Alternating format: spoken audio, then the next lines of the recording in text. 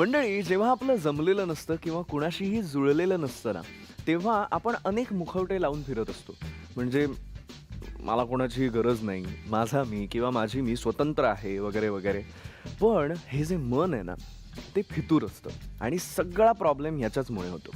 म्हणजे बघा, आपण कितीही पैसे देऊन हवा तसा बुके बनवून जरी घेतला, तरी कुणीतरी स्वतःहून येऊन जेव्हा आपल्याला 10 रुपयाचं गुलाबाचं फूल देतं ना, तेव्हा आपल्याला खूप आनंद होतो. आणि हा जो आनंद आहे तो कधीच म्हणजे विकत घेता येत नाही. आपण खूप पैसे देऊन मोठ्या हॉस्पिटलमध्ये ट्रीटमेंट करून घेऊ शकतो, पण कडू औषध गळ्याखाली उतरवताना जेव्हा एक पाठीवरनं हात फिरतो ना, तो हात आपण विकत घेऊ शकत नाही. सो मला असं वाटतं की हे जे न मागता मिळणारं प्रेम आणि हवीशी जी माया आहे ना, ह्याचंच नाव संसार असतं. आणि ह्या संसाराच्या अकाउंटचा पासवर्ड म्हणजे लग्न. बरं, आता हा लग्नाचा पासवर्ड तुम्हाला मिळावा म्हणूनच झी मराठीने घाट घातला आपल्या ह्या शोचा. आणि एक कमाल शो आपल्या समोर आला, ज्याचं नाव आहे जगन्नाथ गंगाराम पेडणेकर ज्वेलर्स प्रस्तुत तुमचं आमचं जमलं, co powered by Santoor, travel partner Kesari tours आणि banquet partner I live Ritz banquets. सुरू करूया आणि भेटूया आजच्या आपल्या पहिल्या भावी वराला. नमस्कार, माझं नाव सागर दिलीप ढमे आहे. सध्या एका प्रायव्हेट हॉस्पिटलमध्ये अकाउंटंट आहे. मला ड्रॉइंग करायला खूप आवडते. त्यासोबतच मला दररोज एक्सरसाइज करायला, व्यायाम करायला खूप आवडतं. पार्टनरबद्दल माझी ही अपेक्षा आहे की जी व्यक्ती माझ्या घरी येईल त्या व्यक्तीने माझ्यासोबतच माझ्या घरच्या मेंबरशी, घरच्या प्रत्येक व्यक्तीशी एक आपुलकीचं नातं ठेवावं. ती एक समंजस व्यक्ती असावी. कसं आहे सागर? एकदम मजेत. तुला ड्रॉइंग करण्याची खूप इच्छा आहे. हो. सो कुठल्या पद्धतीचे ड्रॉइंग्स करतोस तू? स्केच असे जसे कार्टून्स झाले, अजून पोर्ट्रेट म्हणजे माणसांचे वगैरे अजूनपर्यंत तिथपर्यंत पोचले नाही, पण कार्टून झाले, नेचर झाले, या सर्व प्रकारचे ड्रॉइंग्स.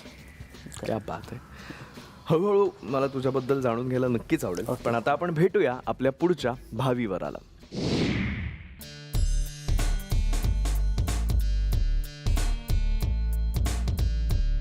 माझं नाव केतन विवेकानंद चिपळूणकर. मी गोरेगाव ईस्ट, मुंबई येथे राहतो. मी विप्रोमध्ये ॲज अ नेटवर्क इंजिनियर म्हणून काम करतो. सिंगिंग आणि स्विमिंग ह्या माझ्या हॉबीज आहेत. माझ्या होणाऱ्या पार्टनरकडनं एवढ्याच अपेक्षा आहेत की ती मला समजून घेणारी असावी.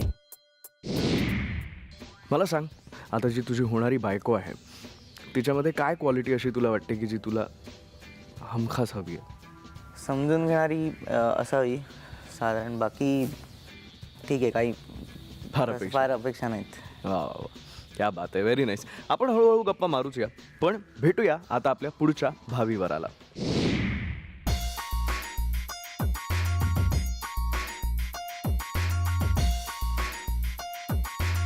माझं नाव सुदर्शन कामकर. मी प्रॉपर पुण्याचा आहे. माझं एज्युकेशन हे मास्टर इन कम्प्युटर सायन्स झालेलं आहे आणि मी सध्या एका MNCमध्ये ॲज अ सॉफ्टवेअर डेव्हलपर म्हणून काम करतो आहे.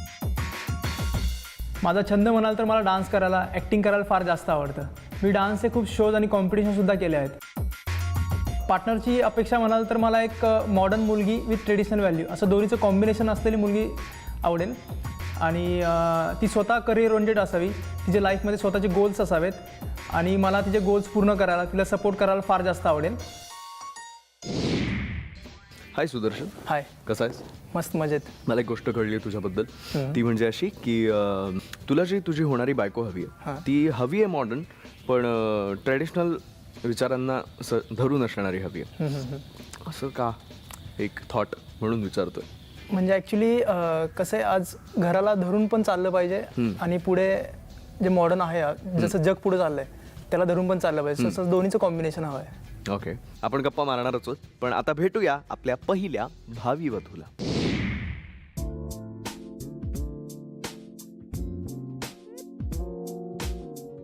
हाय, माझं नाव अक्षता. मी 27 वर्षांची आहे.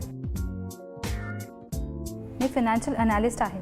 मला संगीत आणि नृत्याची आवड आहे. वीकेंड्सला मी माझ्या कुकिंग स्किल्स ट्राय करते. मला फिरायलाही फार आवडतं. माझ्या अपेक्षा अशा आहेत की तो प्रामाणिक असावा आणि समजूतदार असावा.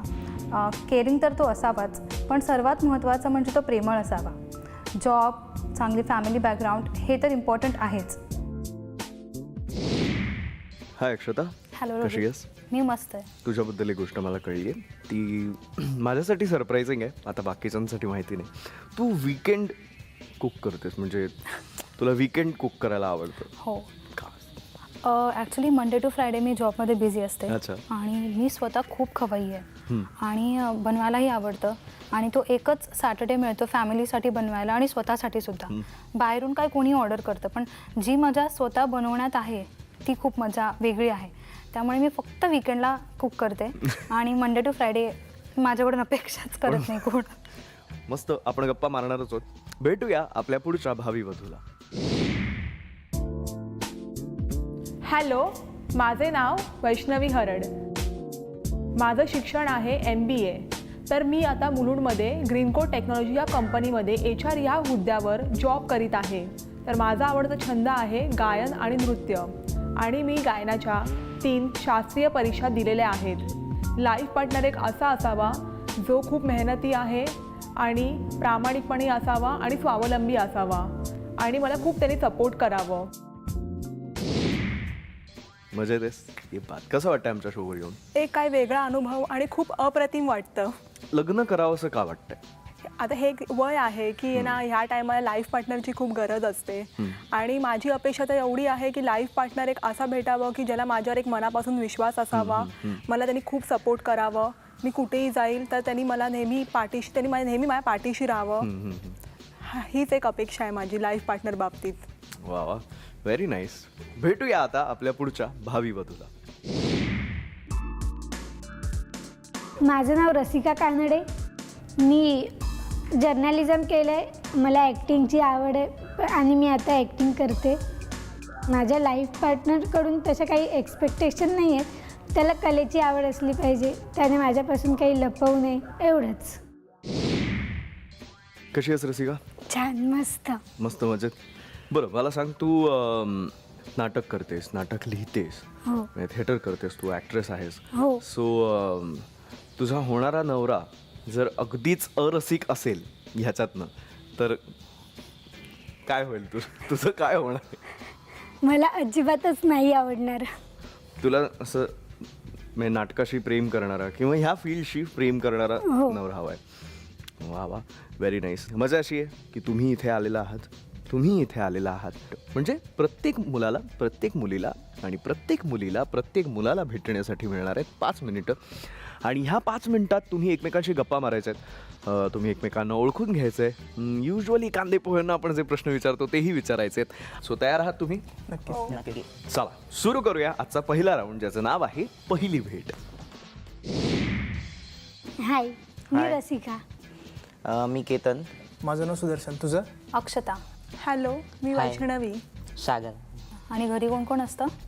आई, बाबा आणि आजी.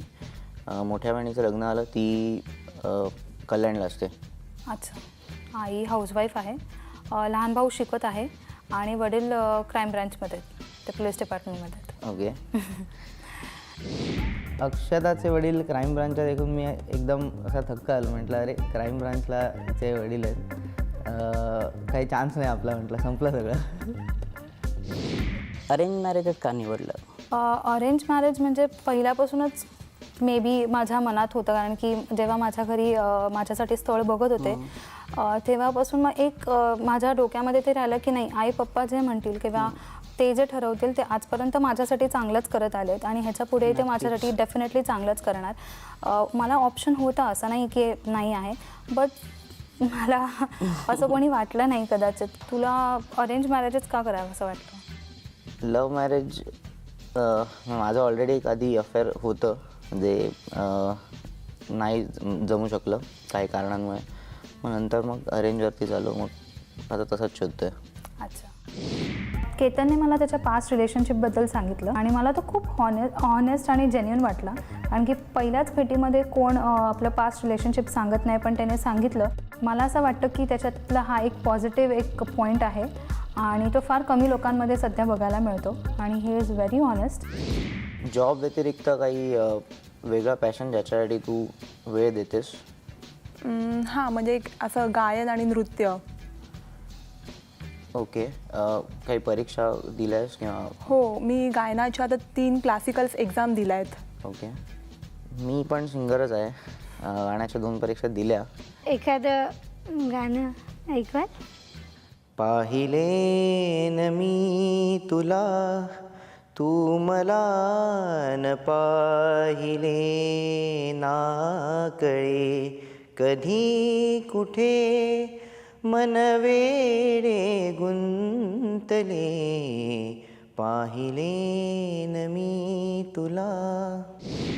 केतन खूप छान सिंगर आहे आणि केतनने त्याच्या जॉबबरोबर त्याची आवडही जोपासावी. म्हणजे त्याने करिअर म्हणून नाही, पण त्याने आवड म्हणून का होईना की सिंगिंग क्षेत्रात पाऊल ठेवावं. तिने मला एक नॉर्मल गाणं गायला सांगितलं. माझं आवडतं गाणं होतं पाहिले ना मी तुला, जे मी गायलं. तुझ्या हॉबीज वगैरे, आता मोस्टली सगळ्यांचं ॲक्टिंग डान्सिंग ही हॉबी असते, ते तुझं करिअर झालं. मग तुझ्या हॉबीज काय आहेत तशा? मला वाचन आवडते, डान्स करायला आवडतो, लिखाण थोडंफार चारोळ्या लिहिते मी. अच्छा. तुम्हाला काय आवडते? मला ड्रॉइंग खूप आवडतं. ड्रॉइंग करायला भरपूर आवडतं. डेली एक्सरसाइज वगैरे, स्विमिंग आवडतं मला. मला सिंगिंग आवडतं. ओके. मला नृत्याचीही आवड आहे. ओके. आणि मी खूप फूडी आहे. त्यामुळे मला असं बऱ्याचशा रेस्टॉरंट्स किंवा इटरीज असतात त्या एक्सप्लोअर करायला फार आवडतात. आवडतं डेस्टिनेशन असं कुठलं? बऱ्याच आहेत ॲक्च्युली. म्हणजे लंडन आहे, सिंगापूर आहे, US मध्ये बऱ्याच ठिकाणं आहेत. ग्रीनलँडला जायचं आहे, तिथे स्काय वेगळ्या कलर्समध्ये दिसतं. भीमाशंकर कसं आहे? मला भीमाशंकर बघायची इच्छा आहे. अच्छा. भीमाशंकर हे एक ज्योतिर्लिंग आहे जे पुण्यापासून जवळच एक हार्डली 5-5.5 तास लागतात तिकडे जायला. आणि मीही ऑलमोस्ट 5 ज्योतिर्लिंग झाले आहेत. माझी इच्छा आहे की मी पूर्ण 12 ज्योतिर्लिंग करावे, अशी माझी इच्छा आहे इन फ्युचरमध्ये. तसं आपण जाऊया. Let's see. तुला खायची आवड आहे की नाही? फूडी आहेस की नाही? मी पुण्याचा आहे त्यामुळं ते बाय डिफॉल्ट खायची आवड त्यातच येतं. अच्छा. मला पुणेरी मिसळ जास्त आवडते, वडापाव जास्त आवडतो. अजून म्हणलं तर पुरी भाजी, वरण भात, त्यावर तूप टाकलेलं जास्त आवडतं मला. कुकिंगमध्ये काही इंटरेस्ट? हाऊसवाईफ जर झाला तर? नाही, कुकिंगमध्ये मला कुकिंग येत नाही असं नाही. मी करते थोडंफार, पण मला जर पूर्ण वेळ कुकिंग करायचं असेल तर नाहीच आवडणार. मुलगा एखादा ऑकेजनली ड्रिंकर असेल किंवा स्मोकर असेल तर काही अटी किंवा असं काही? माझी अट एवढीच आहे, आता ड्रिंक्स हे नॉर्मल झालं, पण तो स्मोकर अजिबात नसावा. ओके. जागरण करायला आवडतं, नाही आवडत? हो, म्हणजे रात्रभर तशी मी 11पर्यंत जागू शकते, पण 11 वाजता तर माझी झोपायची एक ना कन्फर्म वेळ आहे. आणि कारण की सकाळी 5ला उठायला हवं, कारण की आता जॉबला जायचं म्हणजे सगळं काही घरातलं करून जावं लागतं. पण जर तुमचं शिफ्ट असेल, म्हणजे मॉर्निंग, इव्हिनिंग वगैरे अशा शिफ्ट्स असतात, तर तुम्हाला सॅटर्डे संडे ऑफ मिळतो का? हां, तुम्ही मागितलं तर सॅटर्डे संडे ऑफ मिळतो. राईट. आणि तुझ्या ज्या आवडीनिवडी आहेत काय त्याला बंद आला तर त्याच्यावर तुझी काय रिॲक्शन असेल? म्हणजे काही गोष्टी ठीक आहे, ॲक्सेप्टेबल आहेत की ॲडजस्ट कराव्या लागतात, पण अगदीच जर बंद होणार असतील तर of course this is not acceptable. बरोबर. बरं, मला एक गोष्ट तुमच्याबद्दल बोलायला खूप आवडेल. तुमची हेअरस्टाईल खूप छान आहे. थँक्स. अच्छा, तुम्ही केव्हापासून असं हे करतात? ॲक्च्युली बरेच वर्ष आले, मोठे केस आहेत. मला ॲक्च्युली खूप स्टाईल्स करायला आवडतात. म्हणजे हेअरस्टाईल मी खूप चेंजेस केलेले आहेत. इवन मी स्वतःची वेगळी स्टाईल कॅरी करतो. जर तुम्ही प्रोफाईल गेला आमचं याच्यावर, तर माझे खूप वेगळ्या स्टाईल्समध्ये खूप वेगळे फोटोज आहेत. तुम्ही बघा, तुम्हाला अजून जास्त आवडतील फोटोज. आता हीच हेअरस्टाईल कायम असावी तुमची? डिपेंड्स. घरचे म्हणतात मोठे केस असले की लग्न होत नाही. हो, ॲक्च्युली वैष्णवीला माझी हेअरस्टाईल आवडली आणि तिने एक कॉम्प्लिमेंट दिलं मला, फार जास्त आवडलं ते. बाकी तुझ्या काही आवडी? मला डान्स करायला आवडतो. मी बरेच डान्स शोज पण केलेले आहेत. झी मराठीच्या एकापेक्षा एकच्या ऑडिशन्स पण टी व्हीवर दाखवली ती माझी. आणि बाकी मला फिरायला आवडतं. मी बाहेर अदर कंट्रीजमधून फिरून आलेलो आहे. बाहेर जाऊन पण शोज केलेले आहेत. आणि सध्या मी आता करिअरसाठी मी कॅनडासाठी ट्राय करतो आहे, पण अजून फिक्स नाही आहे ते पाईपलाईनमध्ये आहे. आफ्टर मॅरेज मला जर ॲब्रॉडमध्ये चांगली ऑपॉर्च्युनिटी आली तर मग तुमचं काय मत असणार त्या बाबतीत? It's good. म्हणजे माझी अशी इच्छा आहे की मुलींनी स्वतःचं एक करिअर ओरिएंटेड असाव्यात आणि त्यांनी प्लॅटफॉर्म क्रिएट करून पुढे जाऊ शकतात आणि मी जिच्यासोबत होईल तिला पूर्णपणे सपोर्ट करेल या गोष्टीसाठी. पण तुम्हाला ह्याचा काही इश्यू नाही आहे की मी आता ॲब्रॉडला राहिली तर? नाही, मी पण येईल ना मग तेव्हा. हां, तेच मला ऐकायचं होतं तुमच्याकडून. सुदर्शनला एक प्रश्न विचारलं की जर मी ॲब्रॉडला जर सेटल झाली तर मला चांगली ऑपॉर्च्युनिटी भेटते जॉबची आणि मला कायमचं ॲब्रॉडला राहावं लागेल तर त्याचं काय मत असणार? तर सुदर्शन मला एकदम हक्काने बोलला की हां, तू नक्की सेटल हो. पण मी त्याला हे पण बोलली की मी जर तुझ्यापासून अशी लांब राहील कायमची, तुला कसं वाटेल? तर त्यांनी मला मग एक असं उत्तर दिलं ज्याने माझं मन प्रसन्न झालं. आणि बाकी तुमच्या काही अपेक्षा मुलाकडून? माझ्या अपेक्षा अशा काहीच नाहीत, फक्त त्याला कलेची आवड आहे असायला हवी आणि जी तुम्हाला आहे, तुम्ही पेंटिंग करता. ड्रॉइंग करतो. हो. हां, अपेक्षा माझी एवढीच आहे की आता आफ्टर मॅरेज फक्त मला म्हणजे मुलगा एक असा असावा की जो खूप स्वावलंबी आहे आणि खूप हार्डवर्कर आहे. एक असा मुलगा नक्की असावा आणि कुठे मी काही चुकत असेल तर त्यांनी मला नक्की चूक सांगावी, हक्काने ओरडू शकतो. पण जिकडे माझी काही चूक नाही, फक्त तिकडे त्यांनी मला काही बोलावं नाही. मला एक विचारायचं होतं, लग्नानंतर म्हणजे काय इच्छा आहे की जॉईंट फॅमिलीमध्ये राहायचं की न्यूक्लिअर? मला बेसिकली जॉईंट फॅमिली फार आवडते, कारण की मी लहानपणापासून जॉईंट फॅमिलीमध्ये वाढलेली आहे. माझ्या 3 आत्या, एक काका, मावशी वगैरे अशी खूप मोठी फॅमिली आहे. त्यामुळे मला जॉईंट फॅमिली प्रिफरेबल आहे. अक्षताचं बोलणं ऐकून मला तिचे विचार करायची पद्धत, विचार करायची क्षमता तिची आवडली. ती एक समंजस आहे, समजूतदार आहे आणि वेल एज्युकेटेड पण आहे ती. तर ओव्हरऑल एकंदरीत मला तिचं म्हणजे एक लग्नासाठी जशी मुलगी हवी आहे तशी ती मला वाटली. मला दोन्ही चालेल, म्हणजे जॉईंट फॅमिलीसुद्धा चालेल, नाही तर न्यूक्लिअर पण चालेल. ओके. पण फक्त एवढंच म्हणते की जॉईंट फॅमिलीमध्ये सासू सासरे पण एक चांगले दिलदार असायला हवे. बस हीच माझी एक अपेक्षा आहे. बाकी मला जॉईंट फॅमिलीशी काही प्रॉब्लेम नाही आहे. ओके. म्हणजे जर सासू सासरे जर नसतील व्यवस्थित मग तुम्ही ॲडजस्ट नाही करू शकत असं? हां, म्हणजे मी फक्त एवढंच आहे की मी जिकडे ना गोडेपणा आहे तिकडेच मी टिकू शकते.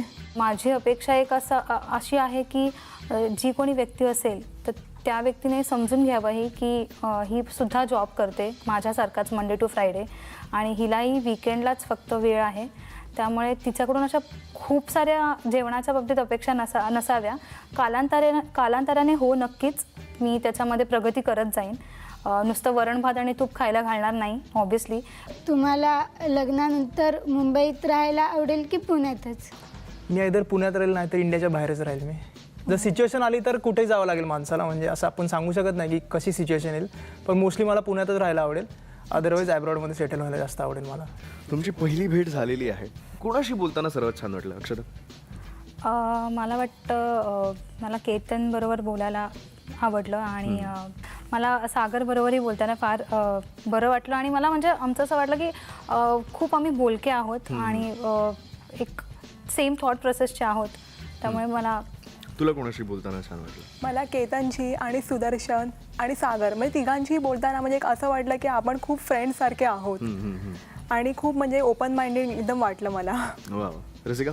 मला तिघांशी बोलताना खूप छान वाटलं, पण सर्वात जास्त छान केतनशी बोलताना वाटलं. केतन खूप छान सिंगरही आहे. केतन भाई डिमांड आहे. डिमांड आहे तुला आज. तुला कोणाशी बोलताना छान वाटलं? आता बघ तिघींनी तुझी नावं घेतली. कसला विचार करतोय? नाही पण सांग मला, कुणाशी बोलताना तुला छान वाटलं? अक्षराशी बोलताना जास्त छान वाटलं मला आणि बऱ्याच गोष्टी समजल्या त्याच्यानं. वा. सुदर्शन? मला जास्त रसिकाशी आणि वैष्णवीशी बोलताना चांगलं वाटलं, म्हणजे जास्त इंटरॅक्शन झालं. काही गोष्टी कॉमन निघाल्या. मी कलेशी निगडीत आहे, तिलाही कला आवडते, ती वैष्णवीसुद्धा डान्स करते, मी डान्स करतो, थोडंसं आपलेपणा वाटला. वा वा वा. सागर? मी तिघींशी पण मनमोकळेपणाने गप्पा मारलेल्या, पण त्यातल्या त्यात अक्षताबरोबर बोलताना मला खूप एक क्लोजपणा वाटला, मला एक फ्रँकली वाटलं एकदम. म्हणजे भरपूरशा गोष्टी आम्ही शेअर केल्या. आणि दुसरी गोष्ट रसिका, जसं तिला पण कलेची आवड आहे, मला पण आवड आहे, तर तिच्याशी पण बोलताना मला थोडंसं चांगलं वाटतं. तर मित्रांनो आणि त्यांच्या होणाऱ्या मैत्रिणींनो, किंवा ऑलमोस्ट झालेले आहात तुम्ही मित्रमैत्रिणी पहिल्या भेटीनंतर, सो तुम्ही एकमेकांना खूप प्रश्न विचारले. आता मी विचारणार आहे प्रश्न. बरं, आता मी रॅपिड फायर राऊंड खेळणार आहे तुमच्याबरोबर, त्यामुळे मी कोणालाही प्रश्न विचारू शकतो. पटकन उत्तरं द्यायची आहेत आणि विचार करून द्यायची आहेत. पहिला प्रश्न कोणाला विचारूया? मुलींनाच विचारूया. Ladies first. सो अक्षता, लग्न संदर्भात कोणत्या एखाद्या गोष्टीविषयी भीती वाटते का किंवा दडपण जाणवतं का? स्वतःचं घर सोडून जाणं आणि दुसऱ्याच्या घरी जाणं ते एक मोठं दडपण आहे. आणि तिकडच्या वातावरणामध्ये ॲडजस्ट होणं ह्याचं खूप मोठं दडपण आहे. ओके. वैष्णवी? भीती या गोष्टीची वाटते की कधी मिसअंडरस्टँडिंग्स क्रिएट होऊ नये. आणि मिसअंडरस्टँडिंग जरी क्रिएट झाली तर नवऱ्याने तेवढं समजून घ्यावं, नवऱ्याने सांभाळून घ्यावं. ओके. रसिका? आईबाबांपासून लांब जाणार म्हणून वाईट तर वाटतंच, पण जसं अक्षदा म्हणाली त्याप्रमाणेच. ओके. बरं, तुमच्यासाठी सुदर्शन, बायकोबरोबर शॉपिंगला गेल्यावर तिच्या पसंतीवर स्वतःचं खरं मत सांगशील की होला हो आणि नाहीला नाही लावशील? होला हो नाहीला नाहीला. पटकन उरकेल ना सगळं. वा वा वा. केतन? नाही, मी मत सांगेन. मत सांगशील ना? वा वा. सागर? पसंतीला मत सांगेल. पसंतीला मत सांगेल. पसंतीला मत सांगशील. वाह, इन दोनों के चेहरे याद रखो. ये वही इंसान है जो मौत का कुआं खेलते हैं. बरं, आता मला सांगा सगळ्यांसाठी हा प्रश्न. कॅफेमध्ये समोरच्या टेबलवर बसलेली मुलगी किंवा मुलगा तुम्हाला आवडला तर अप्रोच कराल का? आणि जर कराल तर कसा कराल? सुदर्शन? डिपेंड्स. पहिले बघेल ती पण बघतीये का, मग थोडंसं दोघांचं जर आय कॉन्टॅक्ट झाला, असं वाटलं की रिस्पॉन्स मिळू शकेल तर मग जाऊन बोलेल, नाहीतर नाही. रिस्पॉन्स मिळू शकेल तर. वा वा. केतन?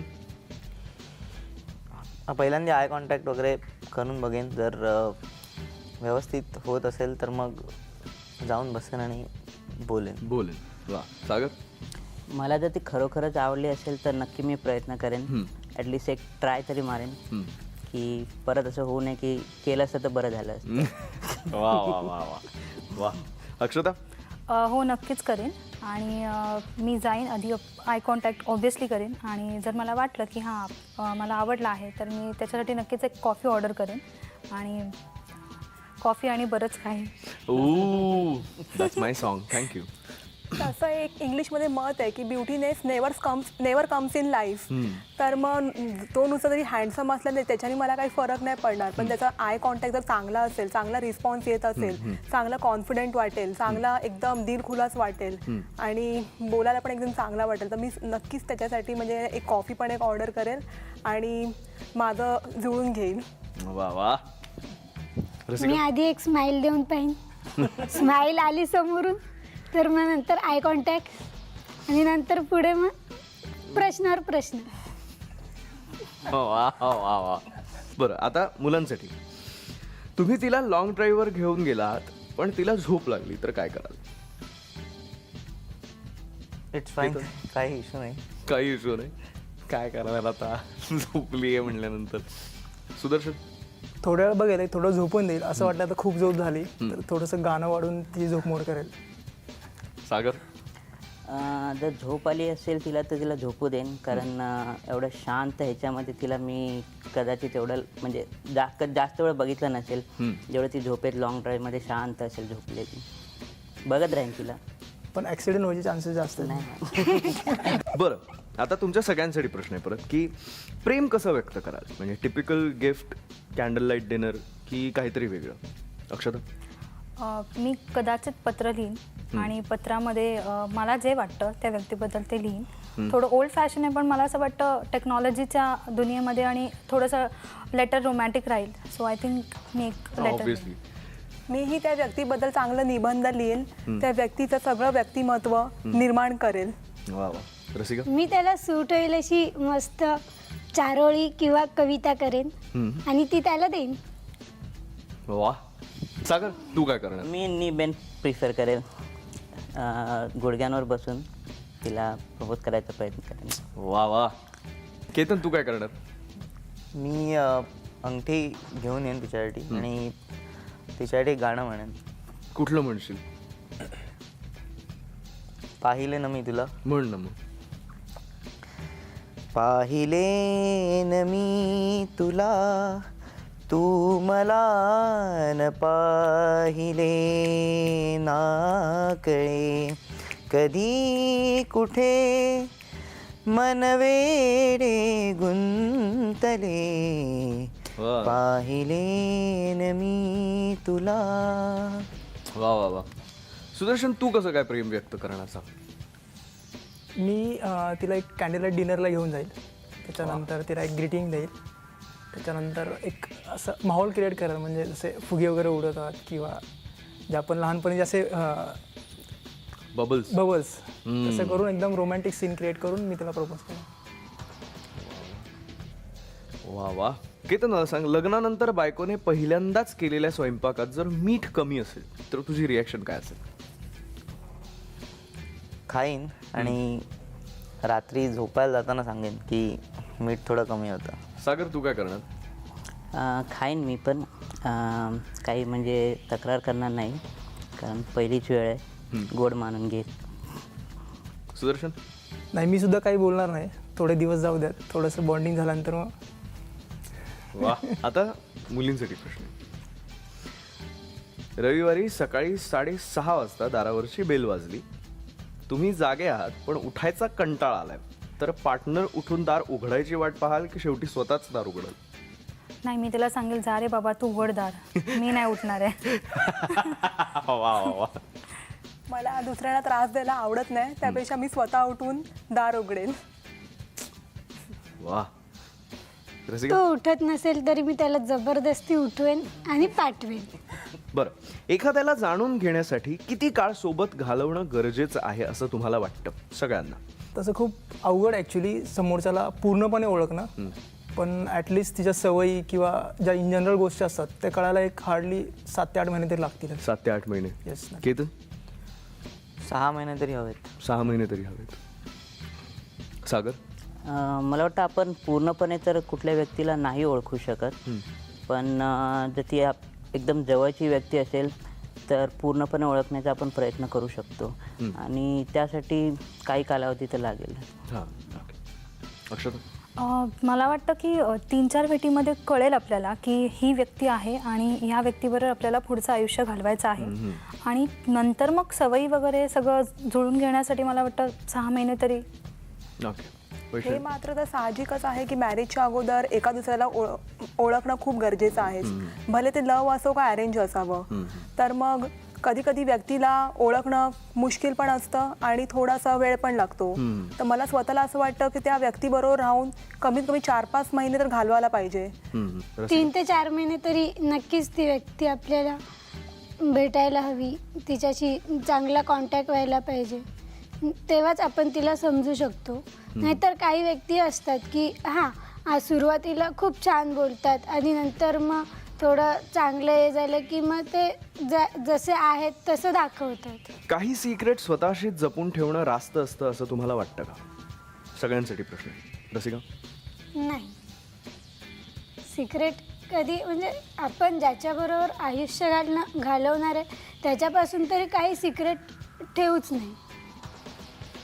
मला स्वतःला असं वाटतं की आपले सिक्रेट्स कोणाला शेअर तर करू नये, आपल्याकडेच असावे, पण ज्या व्यक्तीबरोबर मला लाईफ घालवायची आहे तर त्याला हे सिक्रेट सगळं शेअर करणं, त्याच्याशी डिस्कशन करून घेणं ते मला योग्य वाटतं. ओके. मला वाटतं की जे सिक्रेट्स आहेत ते सिक्रेट्स आहेत. आपण पुढे जायचं आहे तर मागे वळून कशाला बघायचं. तर जे गेलं ते गेलं, जे झालं ते झालं. जर पुढे आपल्याला जायचं असेल तर क्लिअर पार्टी करून पुढे जायचं. वा. सुदर्शन? इट डिपेंड्स की जर सिक्रेट्स रिव्हेल करताना जर काही गोष्टी घडत असेल चुकीच्या तर ते सिक्रेटच राहिले बरं असतात. ओके. केतन? सिक्रेटमध्ये जर वाद होणार असतील किंवा असं काही होणार असेल तर ते सिक्रेट्सच राहिलेले बरे. अदरवाईज सगळं ट्रान्सपरन्सी असावे. काही गोष्टी सिक्रेट ठेवलेल्याच बऱ्या असतात. एका वाक्यात उत्तर आहे, काही गोष्टी सिक्रेट ठेवलेल्याच बऱ्या. Very nice. आता तुम्हाला तिघींना मिळून एक प्रश्न डिसाईड करायचा आहे, तुम्हाला तिघांना मिळून एक प्रश्न डिसाईड करायचा आहे आणि तो एकमेकांना विचारायचा आहे. कोण विचारणार आहे तुमच्यापैकी? मी विचारतो. तर आमचा प्रश्न असा आहे की लग्नाच्या आधी आपण मुलाचे फायनान्शियल बॅकग्राऊंड बघतो, घरदार बघतो, किती कमवते, पगार किती आहे, घर स्वतःचं आहे का, गाडी आहे का, ह्या सगळ्या गोष्टी बघतो. ह्यात चुकीचं काहीच नाही, बघायलाच पाहिजे. पण जर लग्नानंतर काही फायनान्शियल क्रायसिस झाले, सपोज जॉब असेल तर जॉब गेला, रिसेशन आलं, काही होऊ शकतं, तर त्यावेळी तुमची रिॲक्शन काय असेल तुम्ही त्या सिच्युएशनला? मला असं वाटतं की ते फार अनसर्टन आहे. कोणीच सांगू शकत नाही की पुढे काय होणार आहे. पण जर आता आपण ठरवलं की ह्या व्यक्तीबरोबर आपण पुढचं आयुष्य घालवणार आहोत, तर मग त्याला 100% सपोर्ट करा, त्याच्याबरोबर उभं राहा आणि मग पुढे चला. त्याला तिथे सोडून आणि मग मजा बघण्यात ह्यात काही अर्थ नाही आहे. कारण की तुम्ही ठरवलं आहे तर मग ठरवलं आहे आणि मग ते ठरवूनच पुढे जायचं. वैष्णवी? मीही म्हणजे माझ्याच्याने जेवढं म्हणजे मला पॉसिबल आहे तेवढं मी प्रयत्न करेल, बस एवढंच बोलू शकते मी. तो जर चांगल्या मार्गाने काही करणार असेल तर मी त्याला नक्कीच साथ देईन. उत्तरं पटली आहेत? अशी बोलण्यासाठी पटली आहेत, पण जेव्हा खरीच वेळ येईल तेव्हा ॲक्च्युली कळेल. आता तुमचा प्रश्न विचारून झालाय, आता तुम्ही विचारा. जेव्हा मुली तुम्ही बघता लग्नासाठी, तेव्हा आजकाल तुमचं अपेक्षा असतं की मुलीही जॉब करणाऱ्या हव्या. पण असं जर फ्युचरमध्ये झालं की त्या मुलीला काही कारणास्तव किंवा पुढचं शिक्षणासाठी एखादं तिला चांगलं प्रमोशन तिच्या बकेट लिस्टमध्ये आहे आणि ते करण्यासाठी तिला काही कोर्स करायचा आहे किंवा डिग्री करायची आहे आणि त्यासाठी तिला जॉब सोडावा लागत असेल, तर तुम्ही कसं ॲडजस्ट कराल? सागर? नक्कीच मी पूर्णपणे मदत करेन. कारण जे काही ती करणार असेल ते साहजिकच आहे. म्हणजे माझ्या किंवा माझ्या घरच्यांच्या संमतीने आमच्याशी डिस्कस करून करणार आहे. पूर्णपणे मी मदत करेन त्या गोष्टीमध्ये. केतन? मीही मदत करेन. आणि इट डिपेंड्स की किती वर्षाचा कोर्स आहे. तर शॉर्ट टर्म असेल तर मदत करेन, पण खूप लाँग टर्म असेल 3 वर्ष किंवा 4 वर्ष तर मग मी नाही म्हणत सांगेन. का असं? ती तुझे लाईफ पार्टनर आहे, तर तू अर्थात तुझं कर्तव्य आहे की तू तिला करायला पाहिजेस मदत. मला असं वाटतं की जर शिक्षण जर तुम्हाला करायचं असेल तर तुम्ही करूनच मग पुढे जा. मग आत्ताच्या जॉबच्या रेशो बघितला तर मोर दॅन 6 मंथ्स गॅप तुमचा असेल तर तुम्ही ॲज गुड ॲज फ्रेशर म्हणूनच काउंट होता. तुम्हाला परत 0पासून स्टार्ट करून पुन्हा करिअर सुरुवातीपासून चालू करायचं आहे. ते जास्त स्ट्रगलिंग आहे आणि त्यासाठी मी सांगेन की 1 वर्ष 2 वर्षापर्यंत ठीक आहे, पण मोठा स्पॅन असेल तर मी सपोर्ट तर नाही करणार. काय वाटतं आता एक्सप्लेनेशन दिल्यानंतर? काय वाटतं? त्याचं पण बरोबर आहे, पण तरी मला नाही पटलं. सो आता हा जो आपला सिरियस मॅटर आहे वो जरा इतरीच खतम करते आणि इकडनं आपण जरा फन एलिमेंटकडे वळूया आणि आपण खेळणार आहोत काही गेम. तर आता माझ्यासमोर आहेत हे 3 रिंग बॉक्सेस. ओके, यामध्ये 3ही आपल्या मुलांची नावं आहेत. तर तुमच्या तिघींनाही एक बॉक्स उचलायचा आहे आणि त्याच्यामध्ये जे शीटमध्ये नाव येईल तो तुमचा आजचा टीम मेंबर असेल. So ready? हो. बघा, म्हणजे पहिले 2 उचलल्यानंतर तिसऱ्याकडे ऑप्शन नसणार आहे, ही गोष्ट खरी आहे. वा, सांगा बघू काय नाव आहेत? केतन. सागर. सुदर्शन. सुदर्शन. वा वा. सो आता टीम झालेली आहे आणि वेळ आहे खेळ खेळायची. आता तुम्हाला दिसतंय की समोर एक टेबल आहे, त्यावर काही पेपर कप्स ठेवलेले आहेत. बाजूला 2 बाउल आहेत ज्याच्यामध्ये पिंगपॉंग बॉल्स आहेत आणि एक काचेचा ग्लास आहे जो सरळ ठेवला आहे. सो तुम्हाला काय करायचं आहे की तुम्हाला या 2 खुर्च्यांवर बसायचं आहे आणि तो एक पिंगपॉंग बॉल उचलायचा, पहिल्या पेपर कपवर ठेवायचा आणि फुंकर मारायची आणि ती फुंकर मारल्यानंतर तो बॉल त्या काचेच्या ग्लासमध्ये गेला पाहिजे. 1 मिनिटामध्ये सर्वात जास्त स्कोअर जो कोणी करेल ऑफकोर्स तो जिंकलेला असेल आणि त्याच्यासाठी आहे बक्षीस. ओके, रसिका आणि सुदर्शन तुम्ही तयार आहात? हो. चल, on your mark, yes. Get set go. 1, very nice. 2, 3, 4, very nice. आपण शेअर करू शकतो त्यांना. सो ये बात. अरे किती प्रॅक्टिस केली पटकन. ये बात. 10, 9, 8, 7, 6, 5, 4, 3, 2, 1. ओके, सो 10 हा तुमचा स्कोर आहे. म्हणजेच आता तुमच्या दोघांनाही म्हणजे तुमच्या दोन्ही टीम्सना ह्याच्यापेक्षा जास्त स्कोर करायचा आहे जर जिंकायचं असेल तर. सो केतन आणि अक्षता, आता तुम्ही. अक्षता आणि केतन, तुम्ही तयार आहात? हो. On your mark, get set, go. Okay, जाईल जाईल जाईल. होणार होणार होणार होणार. अक्षता खाली थोडं, अक्षता खाली. खालून खालून फुंकर मार. येस, एक. Come on. एक. हा 2 3 केतन कम ऑन. 4 चार. ये बात 4 5 5. Come on. 10 9 8 7 6 5 4 3 2 1. Stop. 6. So score is 8. म्हणजेच सुदर्शन आणि रसिका तुम्ही लीडवर आहात. सो आता सागर आणि वैष्णवी तुमच्या हातात आहे. तुम्हाला जर जिंकायचं असेल तर ह्याच्यापेक्षा जास्त स्कोर करावा लागणार आहे. So all the best. On your mark, get set, go. Okay, 1 होणार होणार होणार. जोरात थोडा. 2 2 3 4 व्हेरी नाईस. 5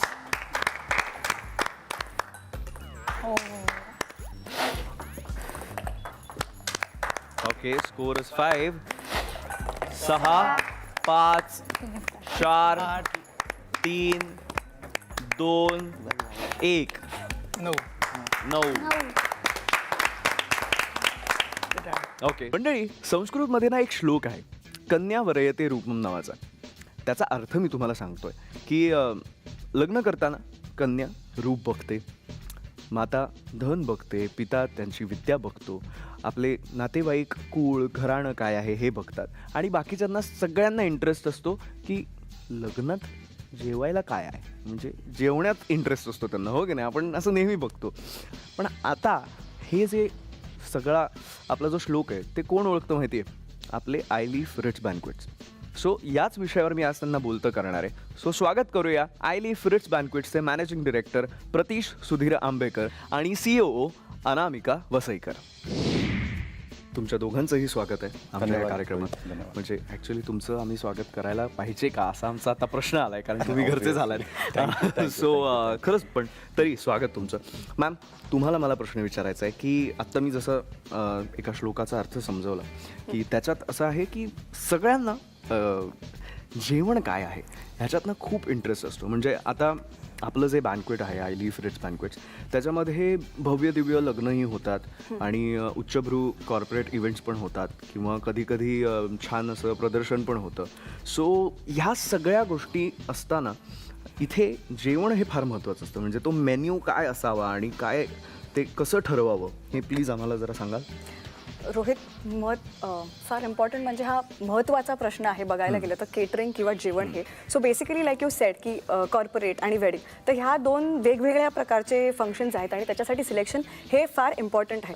सो वेडिंग जेव्हा आपण म्हणतो तेव्हा त्याच्यामध्ये विधी आलं आणि रिसेप्शन आलं. विधी जेव्हा आपण म्हणतो तेव्हा विधीमध्ये आपली फार क्लोज नेट पीपल असतात, जे घरची माणसं असतात वगैरे ते. तर आमचं असं सजेशन असतं नेहमी क्लायंटला की तुम्ही सिलेक्ट करताना रिजनल फूड असं सिलेक्ट करा जे तुमच्या घरच्या लोकांना पसंत पडेल असं. आणि जेव्हा आपण म्हणतो कॉर्पोरेट पार्टीज, तेव्हा कॉर्पोरेटमध्ये त्यांचा शेड्यूल असा असतो की सकाळी ब्रेकफास्ट असतो, मग परत त्यांचं कॉन्फरन्स असते आणि मग परत लंच असतो, परत त्यांची कॉन्फरन्स असते. तर त्या टायमाला आम्ही असं सजेस्ट करतो त्यांना की तुम्ही जे काय सिलेक्ट कराल ते थोडंसं लाईट ठेवावं जेणेकरून ते can concentrate back on their conferences. तुमचं बॅकग्राऊंड इव्हेंट मॅनेजमेंटचं आहे, म्हणजे तुम्ही इव्हेंट मॅनेजमेंटमधनं पुढे आलेले माणसं आहात. सो ज्यावेळेस आपलं हे जे आय लीफ रिच बँक्वेट्स आहे ते तुम्ही ज्यावेळेस तयार करत होतात तर त्यावेळेस ह्या सगळ्या गोष्टींचा तुम्हाला एक्सपिरियन्सचा फायदा झाला का?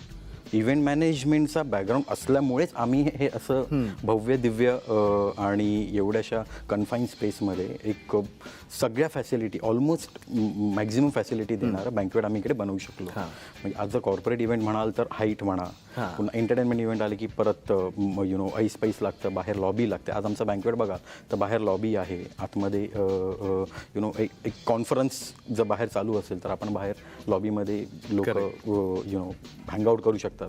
अशा प्रकारे डिझायनिंग पासून ते एक लोकांचे इमोशन्स हँडल करण्यापर्यंत हे सगळं आम्हाला इव्हेंट मॅनेजमेंटने दिलं. कारण इव्हेंट मॅनेजमेंट म्हटलं तर इट्स लाईक हे एक प्रकारची परीक्षा आहे. म्हणजे आपण वर्षभर अभ्यास करतो, ओके, आणि शेवटचे ते 3 तास असतात एक्झाममध्ये. त्या 3 तासाच्या एक्झाममध्ये जर आपण फेल झालो तर माझ्यामध्ये पूर्ण वर्षाचा अभ्यास पूर्ण शून्य होऊन जातो. तसंच आहे इव्हेंटमध्ये की आमचा नेहमी हा प्रयत्न असतो की यांचे इमोशन्स सांभाळून सक्सेसफुली त्यांचं फंक्शन्स पूर्ण करावं, जेणेकरून आम्ही नेहमी त्यांना सांगतो की तुम्ही आम्हाला तुमचं फॅमिली मेंबर बनवा आणि आमच्यावर सगळं निर्भर ठेवा, आम्ही तुमचे फंक्शन सक्सेसफुल करून देऊ. असं क्या बात आहे. सो तुमच्या मागे ह्या आपल्या सगळ्या एवढ्या भव्य दिव्य आपल्या बँक्वेट्सच्या मागे अशी कुठली व्यक्ती आहे जी तुम्हाला असं वाटतं की त्यांच्यामुळे हे शक्य झालं नसतं? माझ्या स्माईलवर तुला कळलं असेल की ऑलरेडी ती व्यक्ती माझ्या डोळ्यासमोर आलेल्या आहेत. आणि जरूर म्हणजे इव्हेंट कंपनी जेव्हा आम्ही स्टार्ट केली होती मी आणि अभिषेकने, तेव्हापासून आम्ही सगळ्यात पहिला मॉल इव्हेंट केला होता ऋणवाल RCTमध्ये. तर तिथपासूनच ऋणवाल ग्रुपशी आमचा घनिष्ठ संबंध आहे. आणि ऋणवाल ग्रुपचे चेअरमॅन सर्व मिस्टर सुभाषजी ऋणवाल आणि त्यांचे MD मिस्टर संदीपजी ऋणवाल हे नेहमीच आमच्यासाठी प्रेरणादायी ठरलेले आहेत. आणि त्यांचा हा बँकवेट उभारण्यामागे सुद्धा त्यांचा आम्हाला भरपूर पाठिंबा आहे. खंबीरपणे त्यांनी आमच्यावर विश्वास ठेवला. क्या बात आहे, क्या बात आहे. सर, खूप मजा आली तुमच्याशी गप्पा मारताना. थँक्यू तुम्ही Thank you, आलात thank you. त्याबद्दल. Thank you. थँक्यू.